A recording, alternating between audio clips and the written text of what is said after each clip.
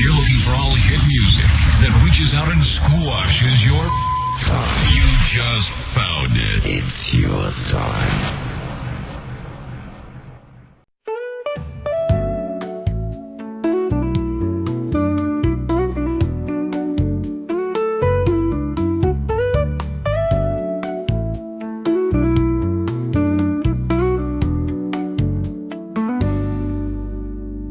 Allí donde las palabras cobran vida,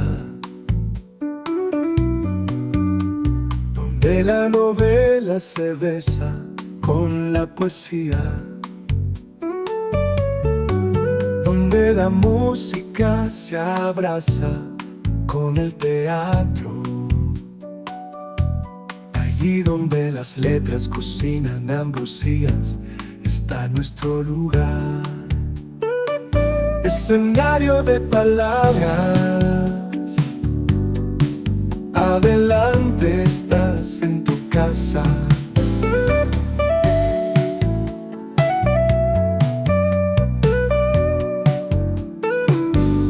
Si quieres volar en las ondas por este universo infinito, si quieres compartir un viaje siempre nuevo y siempre fascinante, escenario de palabras, adelante estás en tu casa.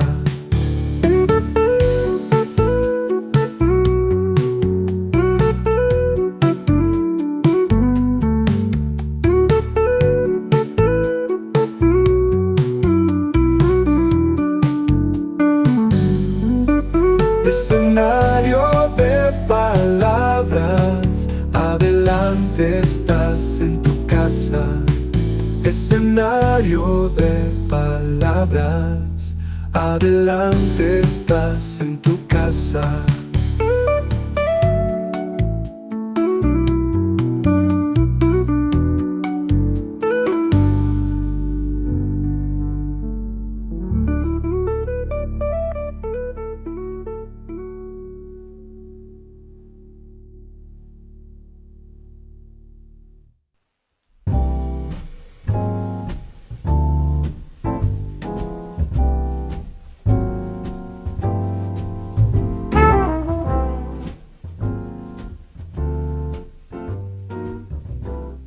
Suele decirse, y en muchos casos es así, que la historia la escriben los vencedores. Y esa historia es la que pasa de generación en generación y la que queda como ley sagrada para siempre jamás. También hay historias individuales, que son escritas por personas con unos intereses determinados. Y esas historias, al igual que las otras, son las que aceptamos porque ¿hay algún motivo para no hacerlo? Los seres humanos somos criaturas con diferentes prismas. Por una parte, deseamos conocer la verdad absoluta de las cosas. Por otra, nos conformamos o escogemos conscientemente verdades semiocultas en leyendas, en fantasías, que por resultarnos hermosas, nos negamos a rechazar. Nos gusta soñar con lo que pudo ser, y eso no es ni bueno ni malo, siempre que sepamos que estamos soñando y que la verdad, muy posiblemente, fue otra, un poco diferente.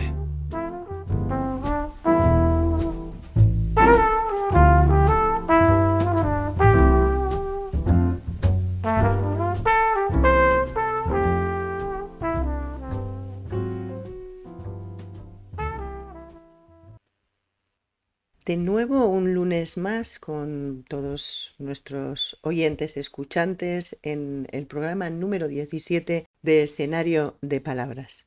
En este programa vamos a retomar esa biografía que quedó suspendida de Becker hace 2 programas, en el programa número 15, y que José Luis ha preparado con tanto amor y tanta pasión. Pues sí, con tanto amor y tanta pasión, porque Becker es uno de iba a decir de mis, pero es de nuestros poetas favoritos y como hemos dicho más de una vez, quizá el que más nos influyó porque fue de los que más nos hablaron en nuestra época de estudiantes, allá por la adolescencia. Y aparte es un personaje muy interesante por su vida y sobre todo por su obra. Queremos agradecer también, como no, vuestros comentarios, vuestras aportaciones, bueno, todas esas palabras que para nosotros son alimento también, ¿no? Bueno, pues entre ellos tenemos comentarios de nuestras más entregadas oyentes, como son Luz, Marinieves, Palmi, etcétera. Queda pendiente también dedicaros o dedicarlas a estas oyentes escuchantes, a estos oyentes escuchantes de escenario de palabra, pues su momentito que ya José Luis lo adelantó en el programa pasado y que bueno, que ahí estamos dándole forma. Entonces, creo que para no alargar mucho más esto, si te parece, procedemos a dar este teléfono tan maravilloso de contacto. Procede. Bueno, pues ya sabéis que en esta parte más formal yo simplemente os recuerdo que cojáis boli, papel, lo que queráis, cualquier sitio, una servilleta, si estáis en un bar, pues le pedís al camarero O camarera. o camarera para tomar nota. El teléfono es el 634-037914. Os lo repito. El teléfono es el 634-037914 o las mismas redes sociales donde se difunden estas grabaciones. Pues creo que sin más, lo que procede ya es que demos inicio a este interesantísimo programa con la segunda parte de la biografía de Gustavo Adolfo Bécquer. ¿Te parece? Pues claro que me parece. ¿Cómo no me va a parecer si estoy deseando lanzar a las ondas esta segunda parte de la biografía de nuestro querido Bécquer? Pues vamos allá.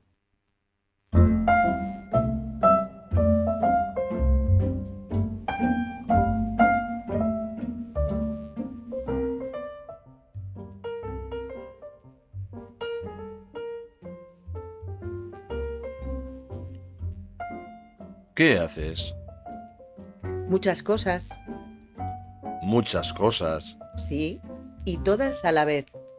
Divertirme, viajar, aprender, emocionarme, asustarme, enamorarme, reír, jugar a detectives.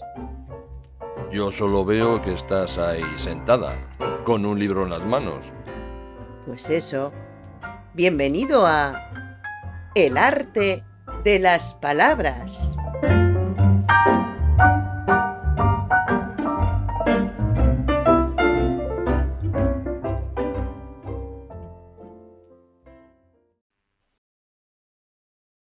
Yo creo que lo mejor es que refresquemos un poco la memoria de nuestros y nuestras escuchantes oyentes para hilar la biografía que quedó, como tú decías, suspendida hace 15 días, con la que vamos a lanzar dentro de unos segundos. Es más, estamos ya en ello.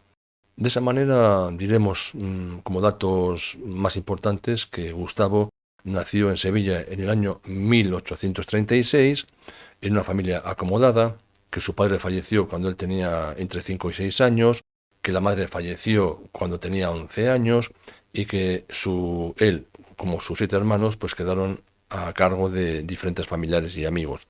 En el año 54, cuando contaba 18 años, Bécquer, junto con dos amigos, se trasladó a Madrid en busca de la gloria literaria.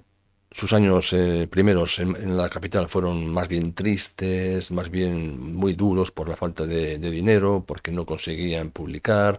En fin, una vida, más estaba la sociedad convulsa con el tema político y poco a poco se fue ganando la vida con diversos artículos, con alguna obra de teatro, hasta que un buen día, pues Bécquer acude a la consulta de un doctor especializado en enfermedades venéreas y allí digamos que empieza una nueva etapa en la vida de Bécquer. Eso sí, tiene que quedar claro que hasta ese momento había sido un joven enamoradizo, apasionado, con diversos romances frustrados y que ya había escrito sus primeras rimas. Entonces, ya entrando en materia en este programa, diremos que en el anterior dejamos a Becker, como decíamos, acudiendo a la consulta del doctor Francisco Esteban, que, como ya hemos dicho, era especialista en enfermedades venéreas. En el lenguaje de la época se le puede definir como cirujano sangrador, que aplicaba un nuevo método contra las enfermedades sifilíticas, escrofulosas, reumáticas, herpéticas, etc. Este hombre, natural de Pozalmuro, en la provincia de Soria, se había establecido en Madrid después de pasar por varios pueblos debido a su profesión. No se sabe a ciencia cierta cómo se produjo el encuentro entre Gustavo Adolfo y Casta. Esta Casta, como ya dijimos en el anterior programa, era la hija del doctor Esteban. Hay quien dice que se conocieron en la calle y que gracias a ello Gustavo tuvo conocimiento de su padre, y quienes invierten los papeles y afirman que Gustavo acudió por propia iniciativa al doctor Esteban y que allí se encontró con su hija. Sea como fuere, lo que sí se sabe es que sucedió en 1860, una época en la que Gustavo se desvivía por Julia Espín, aun sabiendo, o quizá por ello, dada la naturaleza que demostró a lo largo de su vida, que se trataba de un amor imposible.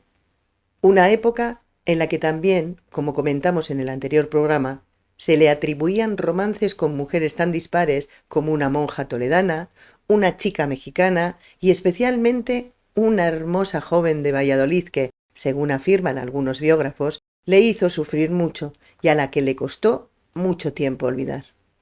En este punto se nos viene a la mente uno de los poemas que mejor reflejan el alma de Gustavo Adolfo Bécquer, la continua búsqueda de un imposible.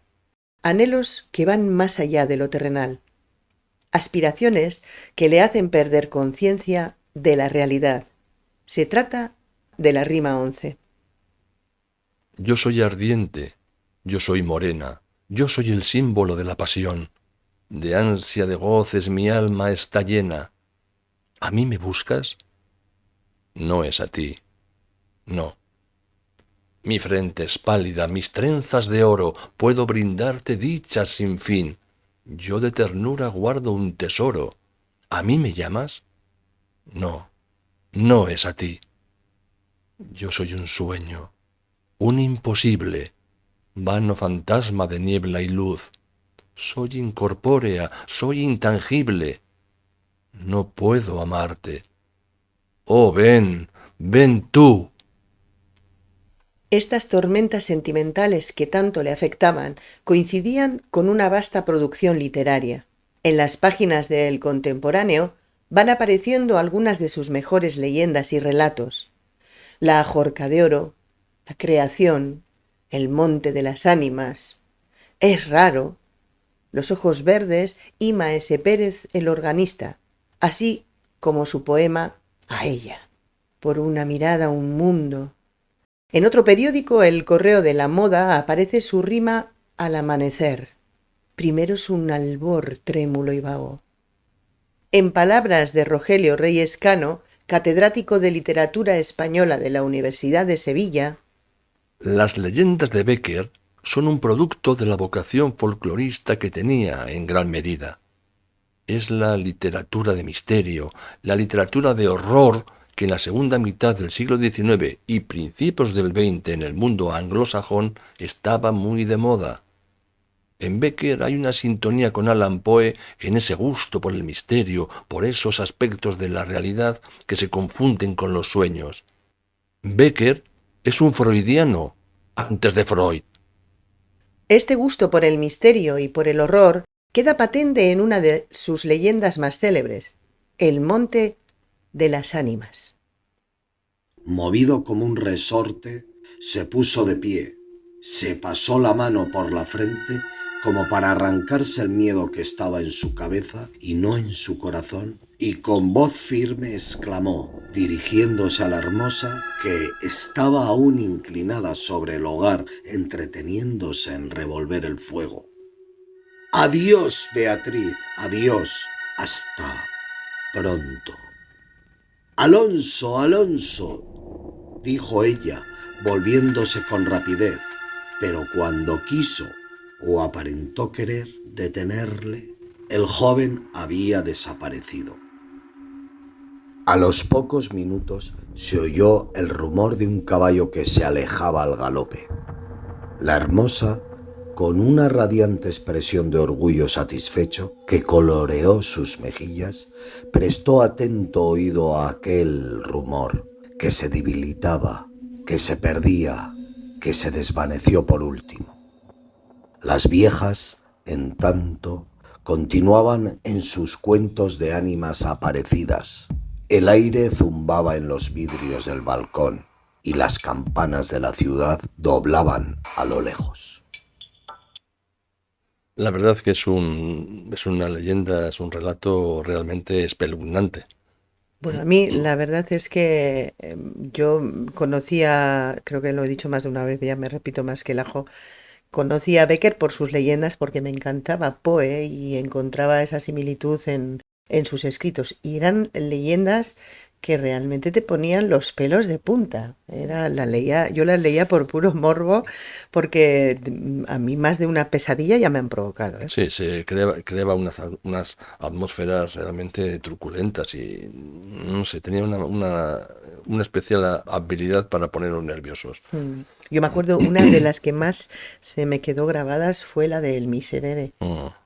Bueno, siguiendo con la historia de nuestro querido poeta, diremos que respecto a Casta Esteban Navarro, la imagen que nos ha llegado de ella podría reflejar perfectamente ese mundo de nieblas y misterio tan presente en la obra de Becker. Lo que no ofrece dudas es que nació en Torrubia, provincia de Soria, el 10 de septiembre de 1841, es decir, era 5 años más joven que Gustavo, y fue fruto del matrimonio entre Francisco Esteban, natural de Pozalmuro, como ya hemos comentado, y de Antonia Navarro, natural de Noviercas, también provincia de Soria.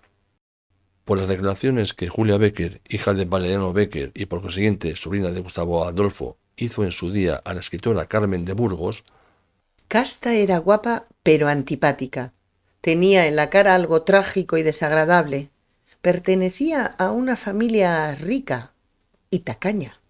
en palabras de Joan Struch Tobella, editor de las obras completas de Becker, Casta tenía pocas posibilidades de un matrimonio más o menos correcto, porque Casta era muy poco casta, y Becker también era un partido poco interesante por su enfermedad. Para algunos biógrafos, aquel pudo ser un matrimonio entre personas decepcionadas. Becker había roto con su misteriosa enamorada de Valladolid y Casta venía también de una ruptura con su novio.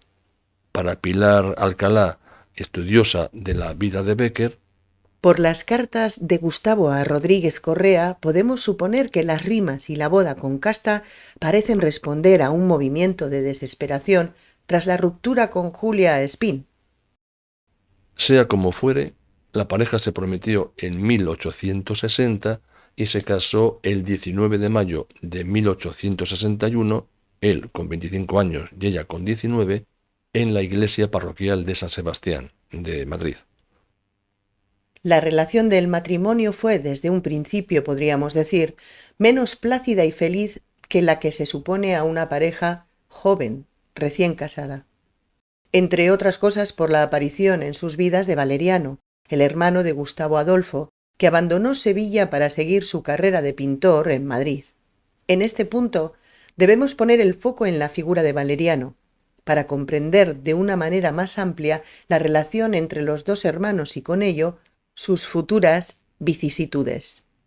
Durante su infancia y adolescencia en Sevilla, Gustavo Adolfo y Valeriano siempre habían estado muy unidos. Tras la marcha de Gustavo a Madrid en 1854, Valeriano viajó esporádicamente a la capital en breves etapas, especialmente para cuidar del hermano, enfermo de más o menos gravedad en varias ocasiones. En Sevilla, Valeriano convivía con Winifred Cogan, hija de un marino irlandés retirado. Fruto de esta convivencia nacieron 2 hijos, Alfredo en 1857 y Julia en 1860. Gustavo Adolfo fue el padrino de esta niña, padrino por poderes, ya que residía en Madrid y no se trasladó a la capital andaluza. Para los estudiosos de la figura de Becker, siempre dispuestos a encontrar pistas hasta en los más mínimos detalles, El nombre de su sobrina, Julia, constituye o puede constituir una ligera sospecha. ¿Se eligió el nombre de Julia por su primera novia, la sevillana Julia Cabrera? ¿Se eligió quizá por su gran amor, Julia Espín, la mujer que le había envenenado el alma, como escribiría en una de sus rimas? Posiblemente nunca lo sepamos, pero la duda acrecienta ese mundo de brumas que pareció envolver a nuestro poeta durante toda su vida. Valeriano y Winifred se casaron en Sevilla en febrero de 1861, pocos meses antes que Gustavo y Casta en Madrid. El matrimonio se separó en diciembre de 1863. Entonces, Valeriano se traslada definitivamente a Madrid con sus 2 hijos, estrechando el vínculo con su hermano hasta hacerlos inseparables, lo que contribuiría en buena parte a aumentar el distanciamiento entre Gustavo y Casta. En el enfriamiento del matrimonio influyó también que el padre de Casta tuviera por aquel entonces, poco tiempo después de la boda de la pareja, problemas con Hacienda, lo que le llevó a la pérdida de prestigio y a una situación financiera que obligó a la familia a dejar Madrid. El destino elegido para emprender su nueva vida fue Noviercas, el pueblo natal de doña Antonia, la madre de Casta. Por lo tanto, aunque de una manera que ningún miembro de aquella familia deseaba, regresaron a los orígenes familiares, la provincia de Soria. Este hecho, unido a que en Soria vivía un tío de Gustavo Adolfo, Curro, hizo que a partir de ese momento las tierras sorianas cobraran protagonismo en su vida. Unas tierras que tendrían mucho que ver tanto en su vida personal como en su trayectoria literaria. El 9 de mayo de 1862 nació en Noviercas el primer hijo del matrimonio, al que pusieron el nombre de Gregorio Gustavo Adolfo. Puede decirse que, en aquellos días, Gustavo Adolfo disfrutaba de una vida apacible, gozando de su paternidad, alternando las estancias en Soria con su trabajo en Madrid.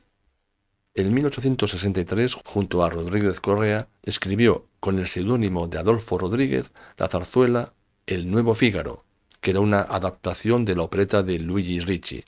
Fue estrenada en el Teatro de la Zarzuela el 19 de septiembre de 1863 con gran éxito. Al mismo tiempo, realizaba contribuciones en varias publicaciones, entre ellas los semanarios El Madrileño y Gaceta Literaria, y continuaba publicando relatos y leyendas en diferentes periódicos. En ese mismo año de 1863, Gustavo padeció una enfermedad pulmonar, dolencia para la que, en aquellos tiempos, la medicación que primero se recomendaba era respirar aire puro. En Noviercas lo tenían, pero el que podía respirarse en las faldas del Moncayo resultaba aún más recomendable. Por eso Gustavo y Casta, junto a su hijo, y en compañía de Valeriano y su familia, se trasladaron al monasterio de Veruela, situado en la provincia de Zaragoza. Este monasterio había sido desamortizado en 1835 y sus estancias se podían alquilar. El escritor Dionisio Gamayo Fierros menciona que no fue una estancia continuada, sino que Gustavo estuvo en Veruela 3 veces entre 1863 y 1864. Y esto pudo ser así perfectamente, pues el mismo Gustavo Adolfo parece confirmarlo en el inicio de sus célebres Cartas desde mi celda, cuya carta primera comienza así. Queridos amigos, heme aquí transportado de la noche a la mañana a mi escondido valle de Veruela. Heme aquí instalado de nuevo en el oscuro rincón del cual salí por un momento para tener el gusto de estrecharos la mano una vez más, fumar un cigarro juntos, charlar un poco y recordar las agradables, aunque inquietas, horas de mi antigua vida.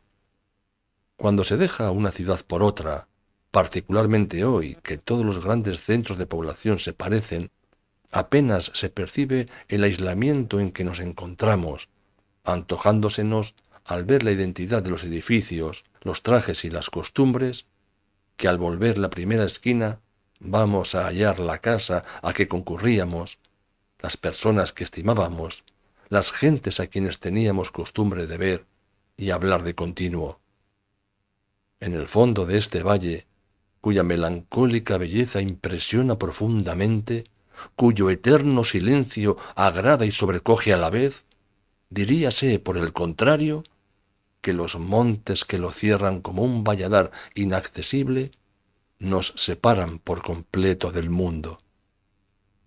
Estas cartas son una delicia narrativa en la que Gustavo Adolfo en muchas ocasiones nos pinta un lugar idílico, pleno de brumas, soles y melancolías, en los que se esboza a sí mismo como un ser solitario, perdido en una tierra rebosante de misterios, cuando en realidad aquellas estancias en el monasterio no siempre constituyeron un recogimiento total ni una completa soledad. En esas cartas, Gustavo Adolfo derrama toda su mágica realidad con unas descripciones intensas y cautivadoras. Cuando sopla el cierzo, cae la nieve o azota la lluvia los vidrios del balcón de mi celda, corro a buscar la claridad rojiza y alegre de la llama, y allí, teniendo a mis pies al perro que se enrosca junto a la lumbre, viendo brillar en el oscuro fondo de la cocina las 1000 chispas de oro con que se abrillantan las cacerolas y los trastos de la espetera al reflejo del fuego, ¿cuántas veces he interrumpido la lectura de una escena de La Tempestad de Shakespeare o del Caín de Byron para oír el ruido del agua que hierve a borbotones, coronándose de espuma y levantando con sus penachos de vapor azul y ligero la tapadera de metal que golpea los bordes de la vasija? Un mes hace que falto de aquí, y todo se encuentra lo mismo que antes de marcharme. El temeroso respeto de estos criados hacia todo lo que me pertenece no puede menos de traerme a la imaginación las irreverentes limpiezas, los temibles y frecuentes arreglos de cuarto de mis patronas de Madrid. Sobre aquella tabla, cubiertos de polvo, pero con las mismas señales y colocados en el orden en que yo los tenía, están aún mis libros y mis papeles. Más allá, cuelga de un clavo la cartera de dibujo. En un rincón veo la escopeta, compañera inseparable de mis filosóficas excursiones, con la cual he andado mucho, he pensado bastante y no he matado casi nada. Si para Gustavo Adolfo las estancias en el monasterio de Veruela constituyeron una fecunda actividad literaria, sus cartas desde mi celda fueron publicadas en El Contemporáneo, también para Valeriano sirvieron como inspiración para algunos de sus mejores cuadros. En este punto, se hace interesante puntualizar que Gustavo Adolfo, quien nunca olvidó su faceta literaria, algo que llevaba en la sangre desde la adolescencia y que tenía una importancia infinita en su vida, desarrolló durante varios años una labor de periodista profesional, especialmente en El Contemporáneo, en donde entró como redactor y llegó a ser director. Hizo periodismo político y estuvo volcado e implicado en su labor. Esto no debe robar importancia a esa imagen de un Bécquer embelesado noche y día contemplando las nubes en busca de sus musas, sino por el contrario, poner de manifiesto que el poeta, al que tantos admiramos, era un hombre como tantos otros, preocupado por el devenir político y social del momento, preocupado por su trabajo y su economía, por todo lo que le rodeaba, y que ese Bécquer, que en ciertos momentos se abstraía del mundo para sumergirse en su particular mundo, era el mismo que unas pocas horas antes había salido del Congreso y corría a la redacción para escribir un artículo corrosivo, con mala uva a veces, contra el rival político de turno. Como ya se ha mencionado, la posición política de Bécquer tendía hacia el ala conservadora, y de ese modo su labor periodística simpatizaba con la línea conservadora que lideraba el ministro Luis González Bravo. González Bravo sentía simpatía por Bécquer. Le gustaba su manera de trabajar y, como también era hombre interesado en la literatura, se convirtió en su mecenas, adentrándole en su círculo de amistades e invitándole a sus fiestas. Es muy posible que Gustavo viajara a Sevilla en abril de 1864, donde pudo haber realizado una crónica sobre la feria que apareció sin firmar en El Contemporáneo, escrita por alguien que decía haber pasado en esa ciudad los años más felices de su vida. En julio de ese mismo año, 1864, ambos hermanos estuvieron en Algorta, Vizcaya, tomando baños de mar. Era la primera vez que Gustavo Adolfo veía el mar. La estancia duró unas 2 semanas, en las cuales los dos hermanos se movieron por diferentes poblaciones de la provincia, especialmente costeras, y uno con la pluma y el otro con el pincel, recogieron y plasmaron gentes y costumbres como las sardineras, el mercado de Bilbao, las aldeanas que acuden a ese mercado y el ambiente del mismo, o el Arenal de Bilbao.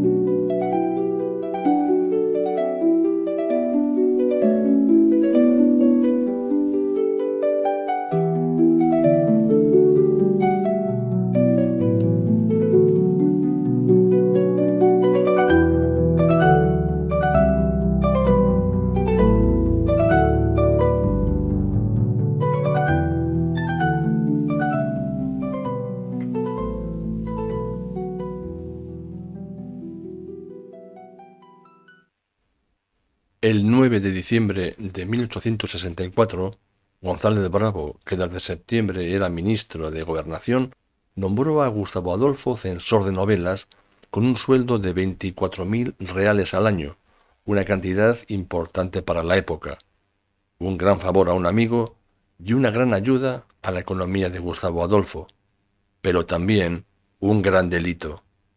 El ministro incurrió, a sabiendas, en prevaricación, ya que la ley establecía que el censor debía tener el título de abogado, del cual Gustavo Adolfo carecía.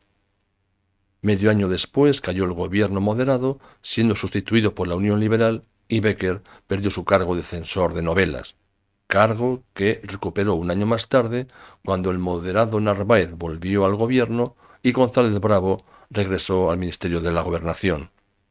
Un detalle que llama la atención de los investigadores es que no ha habido forma de encontrar los expedientes administrativos de las novelas ni de los diferentes libros que Gustavo Adolfo censuró.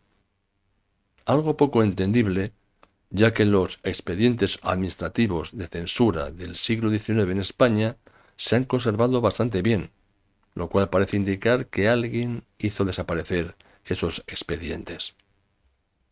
En septiembre de 1868 tuvo lugar la revolución conocida como la Gloriosa, que destronó a Isabel II. La reina y González Bravo, el mentor de Bécquer, se exiliaron a Francia. Unos días antes de la revolución, y tal vez previendo lo que iba a pasar, Bécquer había dimitido de su cargo de censor de novelas. Con la revolución y la marcha de González Bravo, se frustraba el proyecto de éste de costear la publicación de un libro con las rimas de su buen amigo Gustavo Adolfo. Para Masinri, esas rimas, cuyo manuscrito estaba en posesión de González Bravo, se perdieron en el saqueo que sufrió la casa de éste durante la Revolución, aunque también es posible que se las llevara al exilio y el proyecto quedara relegado por las circunstancias. Si todo hubiera quedado ahí, las inmortales rimas que se cuentan entre la poesía más excelsa de la historia y que influyeron en poetas tan destacados como Antonio Machado, Federico García Lorca o Juan Ramón Jiménez, nunca se habrían conocido. Pero Gustavo Adolfo, tirando de memoria y ayudado por las que ya habían sido publicadas, fue reconstruyendo su poemario, escrito en un cuaderno que él mismo tituló como El libro de los gorriones. En sus páginas se encuentran versiones preliminares de algunas de sus rimas, escritas de memoria después de la pérdida del manuscrito original. Esto nos permite observar la evolución de sus versos, las correcciones y las modificaciones que realizó a lo largo del tiempo. El manuscrito contiene alrededor de 79 rimas, precedidas del título Poesías que recuerdo del libro perdido.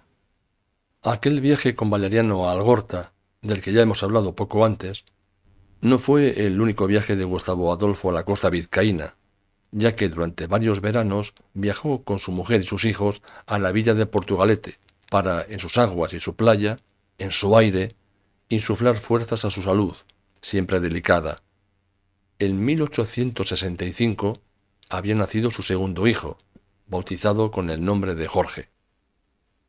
En 1867, desde Portugalete, escribía a su amigo Sagastizábal unas letras, comunicándole que ya se habían instalado en la villa, y nos deja una breve referencia de su actividad poética.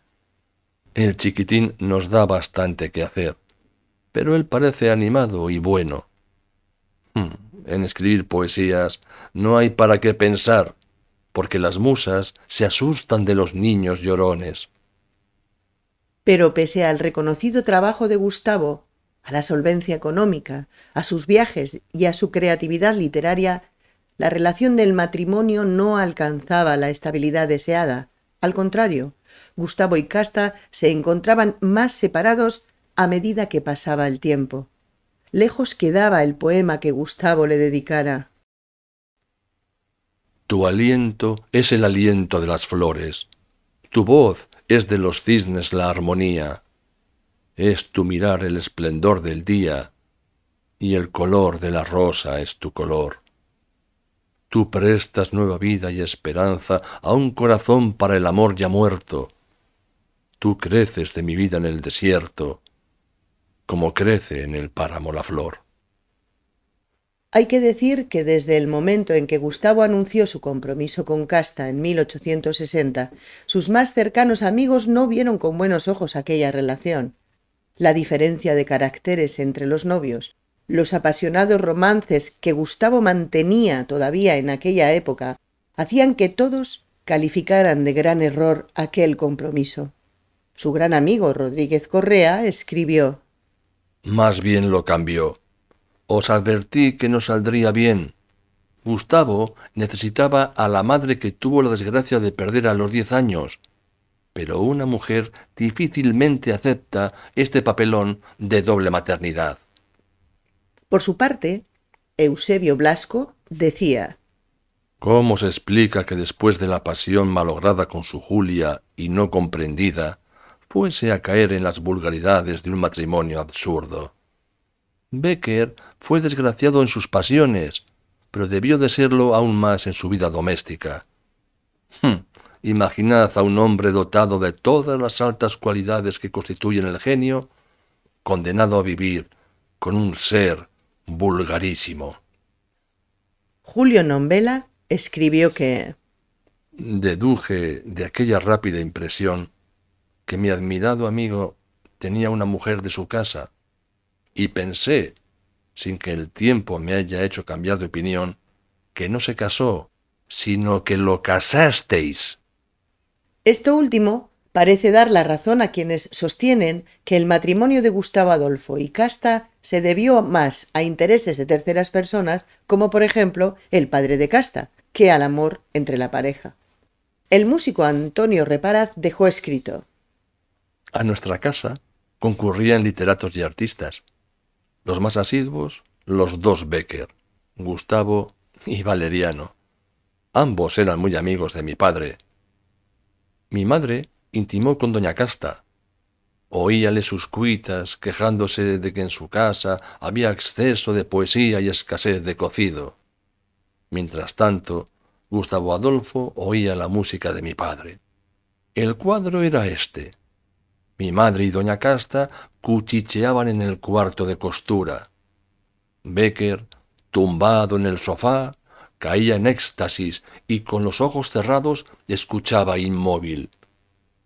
Yo, sentado sobre un montón de sonatas alemanas, escuchaba también muy quieto.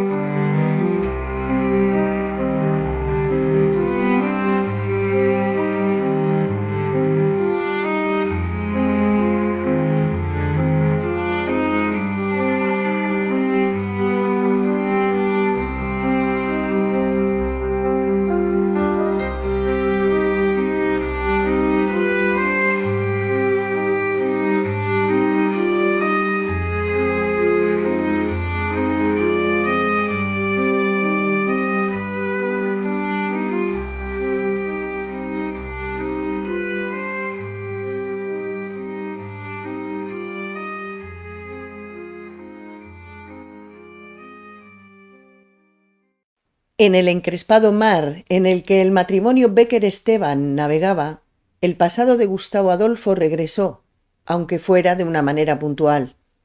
Ya no era el mismo de años atrás, un aspirante a poeta que sobrevivía a duras penas, sino un literato reconocido, respetado, que gozaba de una vida holgada gracias, entre otras cosas, a su amigo González Bravo. Y aquella Julia Espín que le rechazara de manera poco elegante pareció aceptar, al menos como amigo, al antiguo pretendiente. A este respecto, Augusto Ferrán, otro de sus mejores amigos, dejó constancia de una tan curiosa como inesperada anécdota. El encuentro definitivo sucedió en el Teatro Real. El tenor Mario cantaba aquel año 68, antes de la Revolución, El Barbero de Sevilla. Durante el entreacto era normal el visiteo de los caballeretes a los palcos para cotillear, iniciar algún flirt o establecer un diálogo furtivo que hacía encantadoras las noches del Real. Gustavo había dejado un momento a Casta y nos subió a ver. Y encontró a Julia. Un mundo de recuerdos de súbito emergió desde el rincón del olvido donde estaban sepultados. Y se hablaron, olvidando los pasados desencuentros.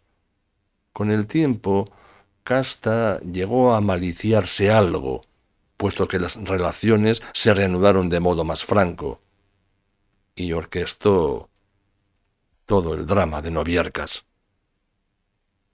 Pero si hubo un elemento que dinamitó la vida del matrimonio, fue la figura de Valeriano. Las andanzas de Becker con su hermano, separado de Winifreda Cogan, al poco de casarse, habían ido minando la paciencia de Casta Esteban. Heliodoro Carpintero escribe lo siguiente: El matrimonio Becker se ha resentido con la absorbente presencia de Valeriano. Casta advierte que Gustavo es arrastrado por su hermano hacia sus correrías artísticas, de las que ella queda excluida para atender a sus dos hijos.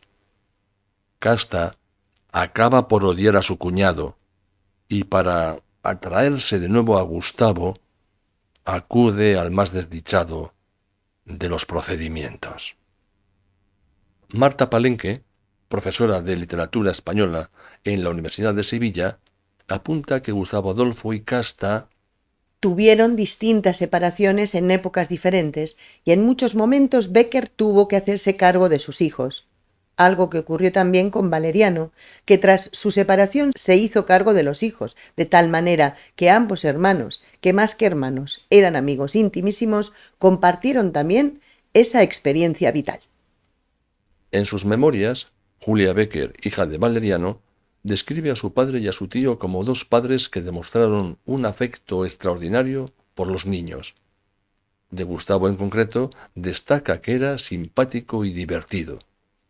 1868 fue el año en que el naufragio del matrimonio se consumó. Casta, en su desesperación, tomó un camino que, lejos de solucionar sus problemas conyugales, acabó por hacerlos insostenibles.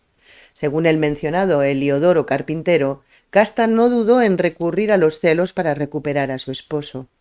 El matrimonio se vio envuelto en un escándalo al atribuírsele a Casta amoríos con un antiguo novio, llamado Hilarión Borovia y apodado El Rubio, un chico pendenciero que se había echado al monte y que vivía como un bandolero. Quizá de este hecho nació la rima 42. Cuando me lo contaron sentí el frío de una hoja de acero en las entrañas. Me apoyé contra el muro y un instante la conciencia perdí de donde estaba. Cayó sobre mi espíritu la noche, en ira y en piedad se anegó el alma, y entonces comprendí por qué se llora. Y entonces comprendí por qué se mata. Pasó la nube de dolor. Con pena logré balbucear breves palabras. ¿Quién me dio la noticia? Un fiel amigo. Me hacía un gran favor. Le di las gracias. Al día siguiente, Gustavo se separaba de su mujer llevándose a sus 2 hijos, de 3 y 5 años, a un caserón, sin muebles, solo con las camas. Allí estuvieron refugiados hasta marchar a Soria con el tío Curro Becker. Julia Becker dice que Casta, embarazada de 5 meses, se presentó en el caserón para intentar recuperar a los hijos, pero Gustavo se lo impidió y tuvieron una fuerte discusión. Según Julia, en el pueblo se desarrolló un odio hacia los hermanos Becker y algunos llegaron a pagar a 2 personas para matarlos. Gustavo y Valeriano marcharon a la casa del tío Curro en Soria, sanos y salvos. En el tiempo de esa separación, Casta y Gustavo intercambiaron cartas en tono cordial. El 15 de diciembre de 1868 nacía en Noviercas su hijo Emilio Eusebio. Gustavo lo reconoció como propio en el acta de bautismo. Los detractores de Casta afirman que el niño era hijo del Rubio y que Gustavo lo reconoció como propio por el bien de la criatura. Los defensores sostienen que el hijo era de Gustavo, ya que la infidelidad jamás existió. Gustavo Adolfo y Valeriano, con sus hijos respectivos, se instalaron en Toledo, en donde vivieron entre octubre de 1868 y diciembre de 1869. Según Julia Becker, Gustavo tuvo un romance con una toledana muy hermosa llamada Alejandra. A principios de 1870, Gustavo asumió la dirección de El Entreacto, una revista semanal que incluía información de actualidad sobre obras teatrales, óperas, zarzuelas. El primer número salió el 3 de diciembre y en él estaba la primera entrega de la narración de Becker titulada Una tragedia y un ángel. En el verano de ese mismo año, Valeriano enfermó del hígado. El 23 de septiembre falleció. Según el certificado de defunción, la muerte se debió a una hepatitis aguda. Gustavo quedó destrozado. Casta viajó a Madrid y el matrimonio se reconcilió. Por mediación de Rodríguez Correa, el marqués de Salamanca cedió una vivienda a Becker, situada en el 3er piso de la calle Claudio Coello, número 7. Becker se trasladó con su familia a la nueva vivienda en octubre de 1870. Tras una breve estancia en Toledo, en los primeros días de diciembre de 1870, Gustavo Adolfo cayó gravemente enfermo. El día 6 de diciembre hubo una gran nevada en Madrid y las temperaturas eran de 5 grados centígrados bajo cero por la noche y de 9 a mediodía. El 22 de diciembre, la capital se vio anegada por unas lluvias torrenciales que inundaron numerosas calles de la ciudad y luego hubo una nevada mayor que la del día 6. Ese mismo día, Becker fallecía. El médico Joaquín de Higuera, catedrático de la Facultad de Medicina, atribuyó la muerte de Gustavo en el certificado de defunción a un gran infarto de hígado complicado con una fiebre intermitente, maligna o perniciosa. En el lecho de muerte, Gustavo Adolfo agotó sus últimos alientos en encomendarse a sus amigos. Cuidad de mis niños. Me muero. Sabéis que no soy pretencioso, pero si es posible, publicad mis versos. Tengo el presentimiento de que muerto seré más y mejor leído que vivo. Les pidió también que le ayudaran a quemar un paquete de cartas atadas con una cinta azul. Las últimas palabras que pronunció antes de cerrar los ojos fueron: todo mortal.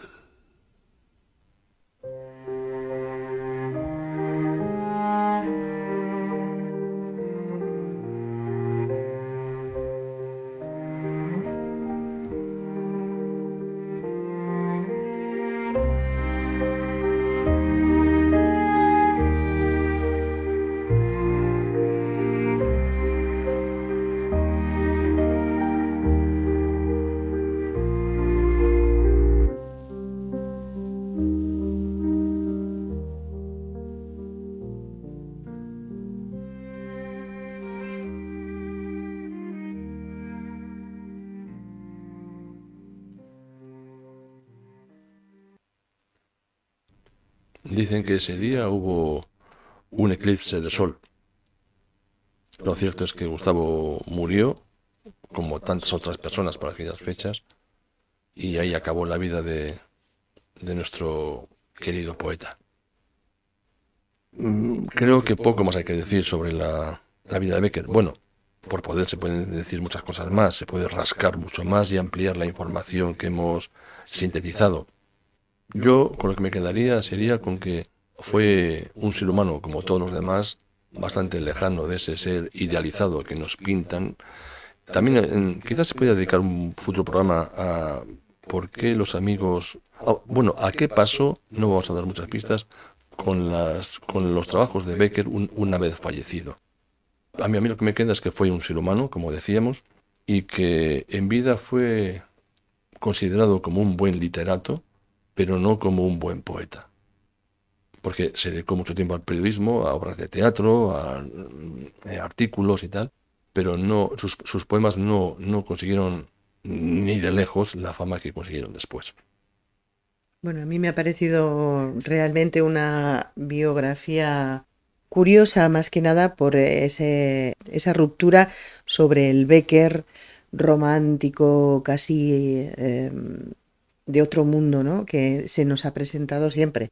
Con lo cual, sí que es cierto que en su literatura lo vamos a encontrar ese Becker soñador, ese Becker sublime, ese Becker que juega entre la realidad y los sueños, que no tiene, quiero decir, que no tiene que influirnos realmente en cómo fue como persona, pero sí que para mí me ha resultado muy curioso, lo dije en el anterior programa, ese Becker comprometido también con su realidad, con la realidad que se vivía en ese momento en España y la realidad que vivía él dentro de su cotidianidad, ¿no?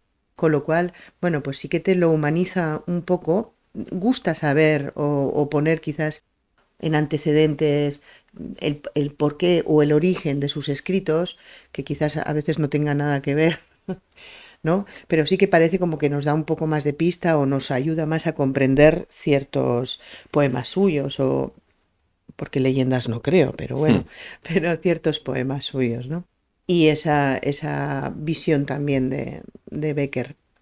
También descubrí ese Becker pintor, dibujante que hacía esas viñetas junto con su hermano, del que hay varios documentales muy interesantes en los que también era un artista gráfico, bueno, elegante, ¿no? Quiero Sí, decir, con habilidad. Sí. y también músico, por lo que dijimos en el anterior programa, tocaba la guitarra y el piano de una manera bastante aceptable Ujú, y no se dedicó a ello. ujú. Yo, lejos de borrarme esa imagen idílica de Becker, hasta le ha dado más pozo porque al poder comprobar que un ser humano normal tiene al mismo tiempo que esa vida, digamos, y me repito, normal como todo el mundo, preocupado por su salud, por su familia, por el trabajo, por el dinero, también ese lado artístico, poético, que es capaz de trabajar a unas horas y en las horas de ocio dedicarse a sus musas, a su ensoñación. Y yo creo que en toda su vida, hasta en su trabajo, prevaleció esa personalidad etérea, un poco ambigua de Becker, quizá condicionada por su naturaleza y también por sus circunstancias personales de cuando era crío, ¿no? Pero bueno, a mí me parece una biografía muy bonita de un poeta enorme y si hemos ayudado a descubrir un poco más a esa figura, pues yo me doy con un canto en los dientes. Yo, de verdad es que he disfrutado mucho descubriendo a este Becker. Pues así es. Esperamos que, bueno, pues que nuestros oyentes escuchantes se hayan también sentido un poco inclinados a rascar más allá del Becker que todos conocemos. Y bueno, pues aquí os damos varias pistas para que si queréis ahondar más en sus andanzas y cuitas, pues podáis hacerlo. Poco más, ya se nos ha echado el tiempo encima, como casi siempre, así que no queda más que despedirnos con tu ansiada y esperada forma de repetirnos ese teléfono que todo el mundo espera escuchar ansiosamente. Anda, trepa aquí, teléfono, trepa aquí, que no me lo sé de memoria todavía. Allá voy. Por una mirada, un mundo. Por una sonrisa, un cielo. Por un número de teléfono, yo no sé qué te diera. Por un número de teléfono. Y como no lo sé, te doy uno al azar, como por ejemplo este que las musas me acaban de hacer llegar. 634-03-7914. Si llamas y te responde una golondrina, es el teléfono de Becker. Deja tu mensaje. Tú sí que estás, Becker. Que tengáis una muy feliz semana. Sed muy felices.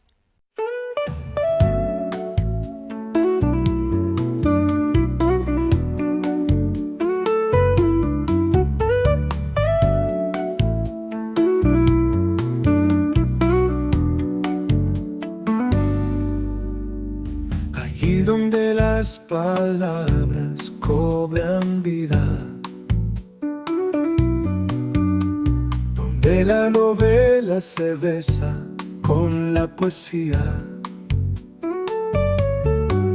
donde la música se abraza con el teatro, allí donde las letras cocinan ambrosías, está nuestro lugar. Escenario de palabras, adelante estás en tu casa.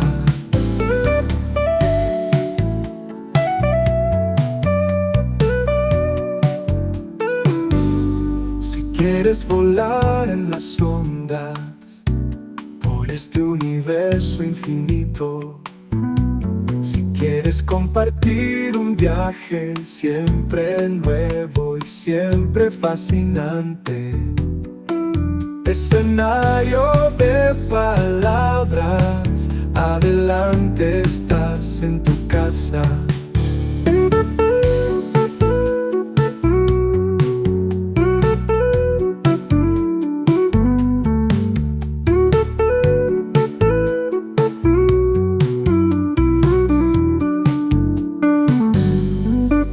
Escenario de palabras, adelante estás en tu casa.